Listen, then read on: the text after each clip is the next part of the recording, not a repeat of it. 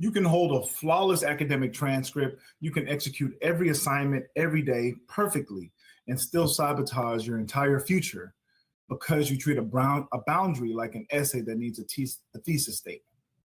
Today, we're talking about why saying no to pressure without explaining yourself is a mandatory life skill schools completely ignore. Welcome to EduSteps, powered by Laddering Your Success.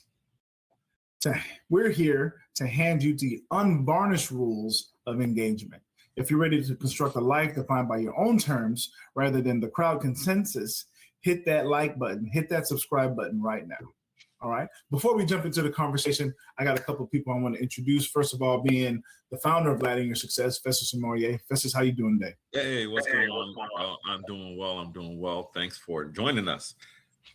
Absolutely. And as always, we're super honored to have the doctor in the house, Dr. Jamar Crawford. How you doing today, Dr. J?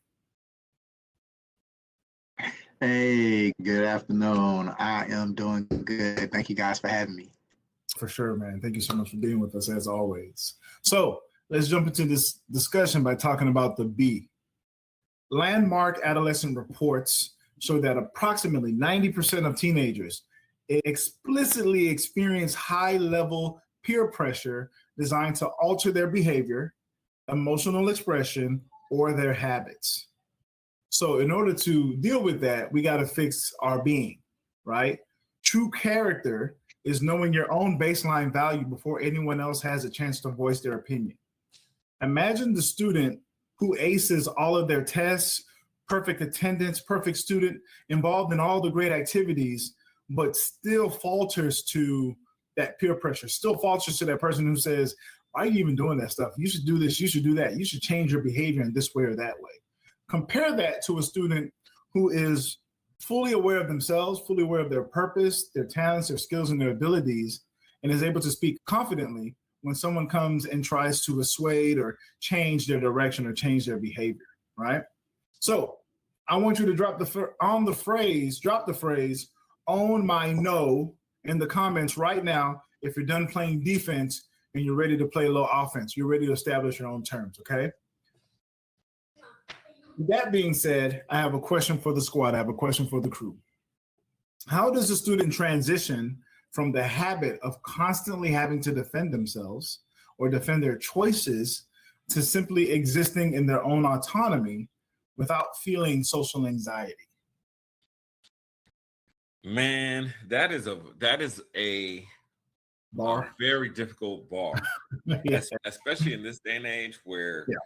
so often people aren't seeing reality because they're seeing the algorithm. You know what I mean? And so when you're seeing the algorithms telling you this, that, and the third. I apologize, Festus. I'm so sorry. Can you explain the algorithm? Yeah, because when you sit down and you look at it, you know what I'm saying? A lot of people aren't seeing reality. They're just seeing the algorithm regarding, hey, this is what's on social media. And if you don't get out and you don't go explore, like I remember growing up, it was very commonplace to just walk the neighborhood because we were going places. Man, I'm going to football practice, I'm going to school, I'm going to the movies, I'm going to the skating ring, and so I'm going to my homeboy's house. So you were either on a bike, on a scooter, or you're walking to get to somewhere in the neighborhood. And that means you might have walked a couple miles. Now the algorithm is the thing, right? What's in your hand is telling you what is true, and you don't have enough experience outside to tell you otherwise. You don't have enough experience of reality to tell you otherwise. And so you could get really caught up in what other people expect from you when you do actually get in a social situation, right? Because if we're doing everything for likes, if we're doing everything for subscribes, then if I'm in a social situation and I don't feel like these people, quote unquote, like me, subscribe to me, I don't think I'm going to go viral. You see what I'm saying? It could be very difficult to make decisions on your own. And so I would say the biggest thing I would probably advise somebody is know your purpose. Know your big purpose. Why do I exist? Why am I alive? Why am I here? That big purpose, but also know the little purpose. Why am I in this room with these people? Why am I at this table with these people? And when you know those two different levels, number one, the first one will tell you who you need to be at the table with, right? The next one will tell you, hey, maybe it's time for me to move around. Maybe these people don't really have my best interest at heart. Or maybe the whole friend group is so immature. I need to be the one to help us all mature. I need to be the one to help us all level up. You know what I'm saying?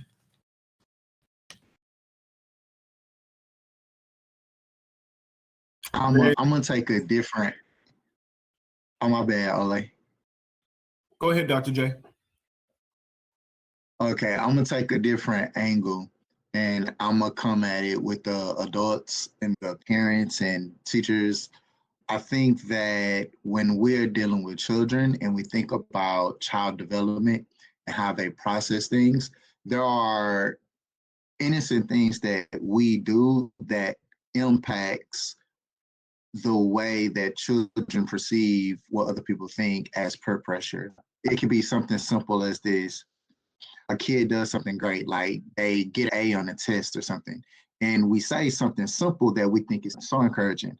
I'm proud of you. So the way that child interpreted that statement is that, oh, such and such is proud of me because I accomplished this task. Now they're associating with doing certain things to please a person, right? Although it's innocent for us as adults, we're trying to give positive encouragement and reinforcement, but we need to just change our language to have the kid or the student to be proud of themselves and not to do something to get a response out of me.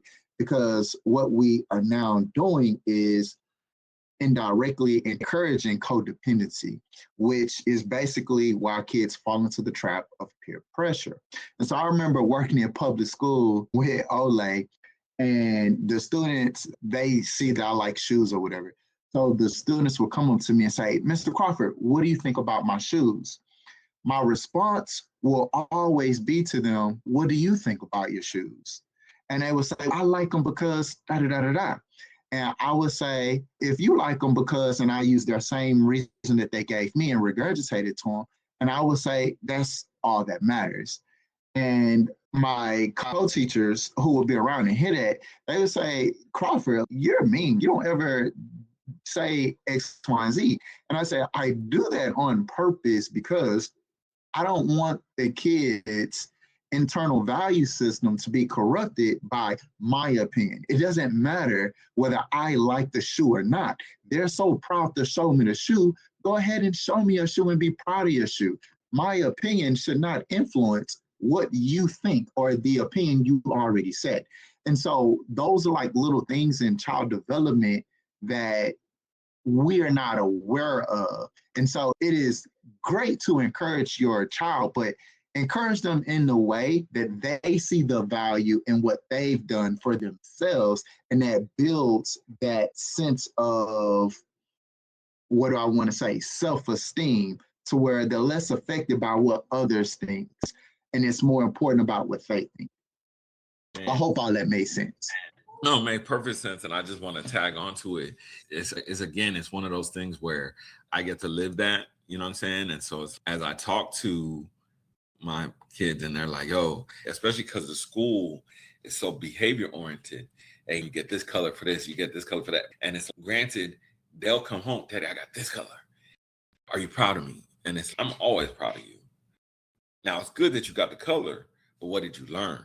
You know what I'm saying? You're going to school for learning, not just to be controlled in terms of your behavior, but learning to control your own behavior is key, because the more you're self-aware, the more you can say, okay, I'm not learning right now because I'm talking to my classmate, or I'm doing this, I'm doing that. And so I try to focus on that aspect. And so I love what you said about just, hey, what do you think about it? How do you feel about it? You said you got a good grade. How do you feel? How I feel matters too, but not as much as you, because your self-perception matters. That's what you got to live with at the end of the day.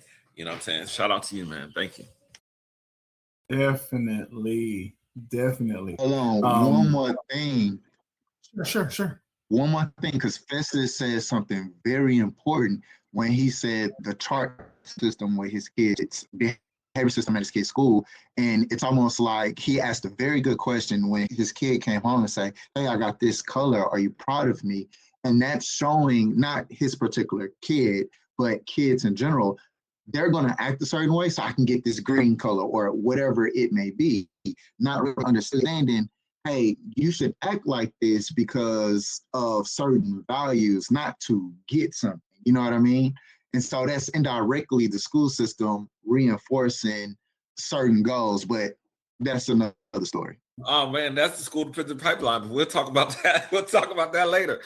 Go ahead, Ole. No, I love it, because what I want to do is I want to bring both of y'all's points together in saying, what is the language that the algorithm is teaching our young people? And how is that making them feel? What are the actions?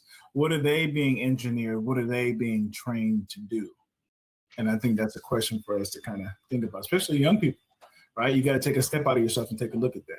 And I even remember back in the day with those color charts, my thing was looking like the Chicago Bulls, number red and black on my thing. I was out there wilding. So shout out. I didn't care about getting any. I didn't care about. I couldn't go home and say I was very bad today. Are you proud of me? He was pre-warned. He was told about me already. So let's jump in and talk about the no. All right. Clinical evaluations state that over 56% of youth experience immediate feelings of exclusion and persistent anxiety when they disconnect from digital peer networks or online group mandates, right? So when you think about the no, where are my resources and how do I get access to those resources? When you give someone an explanation after why you tell them you can't do something in regards to peer pressure, you're leaving yourself open. You're creating an opening for them to give you a rebuttal to get you to do something in particular, right? So we have to understand that you do not owe an accounting of your time. You need to understand that no is a complete sentence, right? And you need to learn to take ownership of that. So remember, an explanation is a defensive posture. A firm boundary is an offensive strategy, okay? So my next question for the squad is this. Why does the modern social landscape make teenagers feel like a lack of explanation equals hostility? And how do we decode that illusion? Man, I think the biggest thing is, like you said, it's one thing. Number one, you need to have reasons for what you do. That's number one. You know what I'm saying? But in terms of, do you owe people an explanation? To me, that really has to deal with authority. When you start giving people explanations, do they have the proper authority to get an explanation from you? And what does that mean? Because there's people in your friends group who you'll let influence you. But you have to be like, why am I letting this person out of everybody else influence me? Because if I'm explaining myself to this person, I can't just give them a straight yes or no. I've let that person have authority in my life, which is okay. But is it positive? Is it constructive? And so that's something I think we need to think about.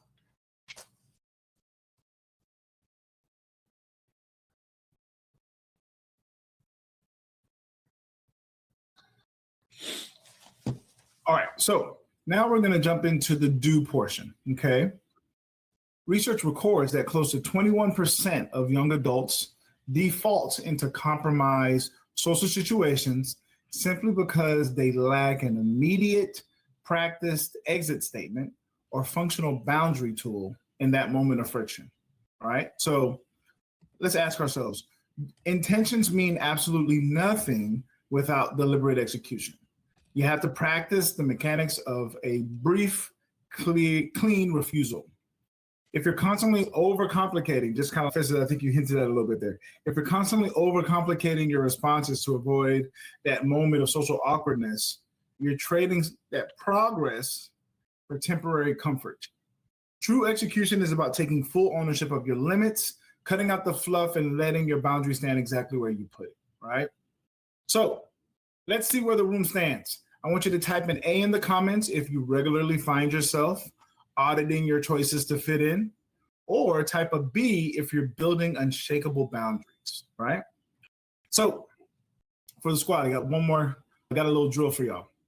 We're going to run a live drill. What are the 2 specific direct verbal phrases a student can deploy this week to shut down pushy social demands without offering an excuse?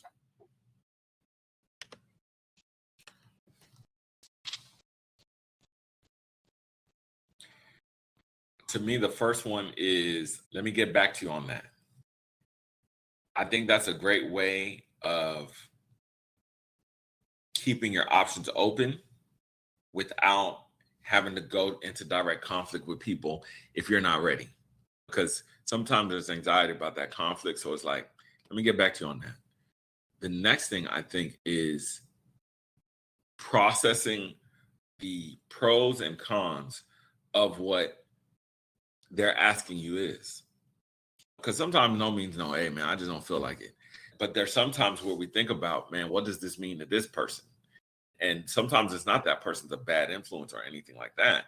But we got to audit our no. So I know for me, the only thing that, oh, my bad. Go ahead, Dr. J. All right, you got it, man. I was just going to say quickly, I know for me, a quick one was offering a alternative. So I can't do this, but you can come over and we could do this, or we could do X, Y, and Z. Reason why I say that is because my parents sheltered me a lot. And so I would always ask to go to someone's house, but they would say, why can't they come here? And so that would be my go-to, right? Instead of saying, I can't do that, but y'all can come here. And then it wasn't when I was in high school, but when I was in middle school and elementary school, a lot of my friends, this is a funny story actually, a lot of my friends knew that if you came over to my house, my dad would make you read. And so that would push them away. sounds like very African dad. He was going to say mine is just saying, I'm good. I mean, I'm good. I love it. Short, quick, straight to the point. I'm good. I'm good is one of those things that, like, depending on how you say it, when you say it, it means so many different things. So I love it. Wonderful. Yeah, that's the point. It's so vague. They really don't know what does that mean. Like, I'm good. I love it. All right. So folks, remember, your validation is not determined by a public vote. Your boundaries dictate your value. Okay. So thank you so much, students. This has been the latest episode of EduSteps powered by Laddering Your Success for the students. Please make sure you tap that notification bell. Make sure you like, make sure you subscribe. If you have a question, if this is kind of similar to something that you're going through, but you have a little bit more nuance, a little bit more unique of a situation, please be sure to send us a message. Let us know in your comments. If we hit the nail on the head, if we got some work to do, let us know. We're always open for constructive criticism. All right. So again, thank you for listening to this latest episode of EduSteps powered by Laddering Your Success. For Dr. Jamar Crawford, I'm Ole Sharanki. Thanks again for listening. Festus, go ahead and hit us with the phrase that pays.